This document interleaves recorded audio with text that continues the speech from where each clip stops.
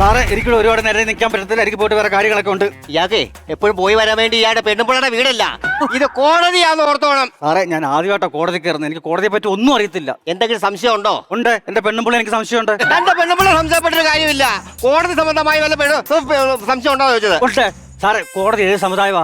സമുദായമോ? ആ അവിടെ മുമ്പിൽ എഴുതി വെച്ചിട്ടുണ്ടല്ലോ കോടതി സമുദായം എന്ന്. അയ്യോ, കോടതി സമുച്ചയം. അങ്ങനായിരുന്നു സാറേ. വേറെ കാര്യം ചോദിച്ചോട്ടെ, ഈ ജഡ്ജി ഇങ്ങോട്ട് വന്നാലും ഉടനെ ചുറ്റിയിലെടുത്ത് വെച്ച് ടപ്പോ ടപ്പോ എന്ന് അടിക്കുമല്ലോ, ഇതിനാ? അവിടെ രണ്ടാണി പൊങ്ങിയിരിപ്പുണ്ട്, അത് അടിച്ചിതാക്കുക. സാറ് ചേംബറിലുണ്ട്. സാറ് ചേമ്പല ഉണ്ടെങ്കിൽ ഞാൻ വാഴയില ഉണ്ണും. കാര്യമല്ല പറഞ്ഞത്.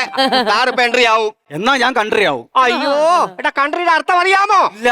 ഇവൻ ചിച്ച മേടിച്ച് അടങ്ങത്തുള്ളൂ. ഒന്നുകൂടെ പറഞ്ഞേ. ചിച്ച. എത്രാം ക്ലാസ് വക്കീല? ഞാൻ 1ാം ക്ലാസ് വക്കീല. 1ാം ക്ലാസ് അല്ല, നിലത്തെഴുത്താ.